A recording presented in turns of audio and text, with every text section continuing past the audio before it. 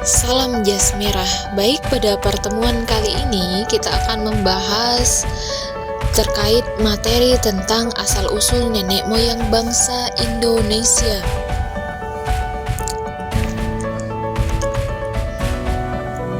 Pernahkah kalian bertanya dari manakah asal-usul bangsa kita berasal? Apakah dari wilayah Indonesia sendiri atau mungkin dari wilayah luar? Apakah asal-usul nenek moyang bangsa kita berasal dari banyak bangsa di dunia? Untuk menjawab pertanyaan itu, maka kita perlu membedah 4 teori asal-usul nenek moyang bangsa Indonesia. Apa saja? Di antaranya yang pertama yaitu adalah teori Yunan. Perlu diingat bahwa Yunan berbeda dengan Yunani. Yunan merupakan wilayah di Cina bagian selatan. Menurut teori Yunan, nenek moyang bangsa Indonesia berasal dari Yunan. Wilayah ini diduga merupakan asal-usul manusia modern di Asia Tenggara. Tokoh-tokoh pendukung teori ini diantaranya adalah Robert Van Helden, John Hendrik Carsten-Kern, J.R. Foster, J.R. Logan, Sangkot Marzuki, dan Muhammad Ali. Dasar yang memperkuat teori ini adanya kesamaan budaya, yaitu berupa kapak. Kapak tua yang ditemukan di Nusantara ternyata memiliki kesamaan kapak tua yang ada di wilayah Asia Tengah. Selain itu, menurut teori ini sebaran bangsa Indonesia terbagi menjadi 2 gelombang. Yang pertama yaitu adalah ras Proto-Melayu yang membawa kebudayaan Neolitikum. Yang kedua yaitu adalah ras Neutro-Melayu yang membawa kebudayaan logam. Bangsa ini dipercaya masuk ke wilayah Nusantara, awalnya masuk ke hulu-hulu sungai yang ada di daratan Asia, yang menetap di Vietnam, kemudian selanjutnya menggunakan perahu bercadi kemudian menuju ke Nusantara. Teori ini juga mengatakan bahwa bangsa Indonesia berasal dari daerah yang menggunakan bahasa Champa atau bahasa yang kini digunakan di daerah Kamboja, karena ditemukan banyak kosakata bahasa yang sama, mulai dari bahasa kesamaan istilah geografis, istilah hewan, dan alat perang kuno yang digunakan. Kemudian yang kedua, teori Nusantara. Teori ini mengatakan bahwa nenek moyang bangsa Indonesia berasal wilayah Nusantara itu sendiri. Teori ini didukung oleh Muhammad Yamin, Grace Crabb, Sultan Ahli Tahdir Sabana, dan J. Crawford. Kemudian apa yang menjadi dasar teori ini?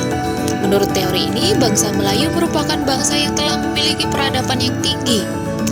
Pandangan ini didasari oleh bahwa bangsa Melayu sudah mengalami proses budaya yang sangat panjang, bahwa intinya bahasa Melayu yang ada di Nusantara bukan berasal dari bahasa Melayu yang ada di luar.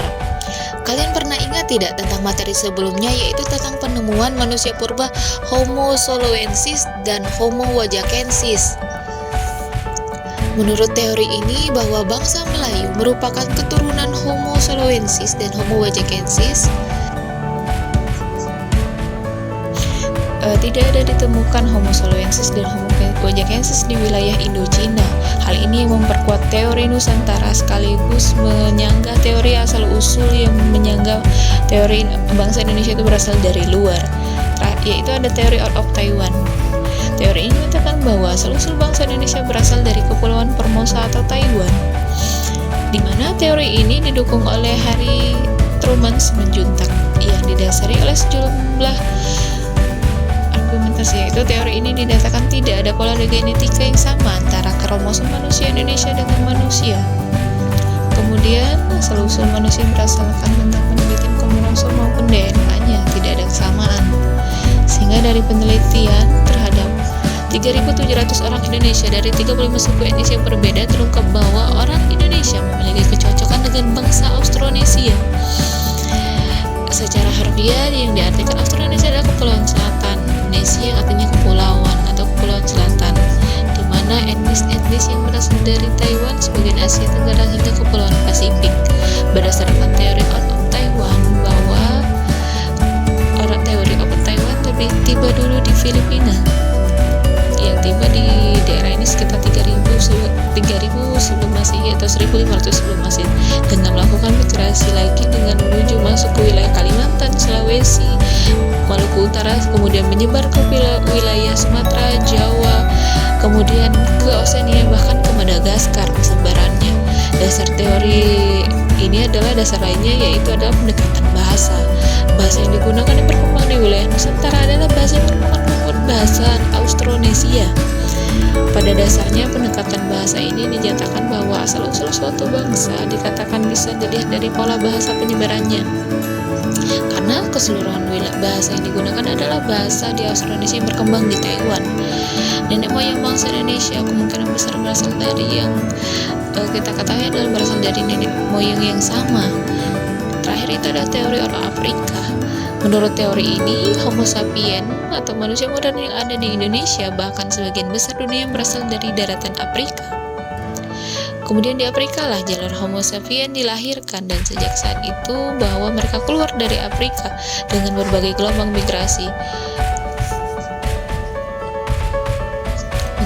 Mungkin kita bisa lihat manusianya, jenis manusia yang berasal dari jenis-jenis manusia purba yang muncul, di mana dikatakan bahwa ada kesamaan di dalam teorinya, itu adalah didasarkan pada kajian ilmu genetika melalui penelitian, yaitu DNA mitokondria gen perempuan dan gen laki-laki.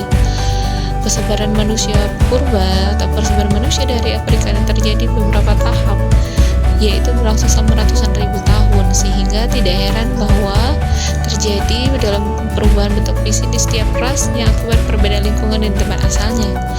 Teori ini didukung oleh Max Ingman dan Herawati Sudoyo. Menurut teori ini bahwa sejarah manusia Indonesia sejak bermula sejak 72.000 tahun silam, di mana kala itu kelompok Homo sapiens berkelana ke wilayah semenanjung selatan bagian Arab Timur sehingga ke Kepulauan Nusantara. Baik, itu saja yang bisa kita bahas terkait tentang teori asal-usul nenek moyang bangsa Indonesia.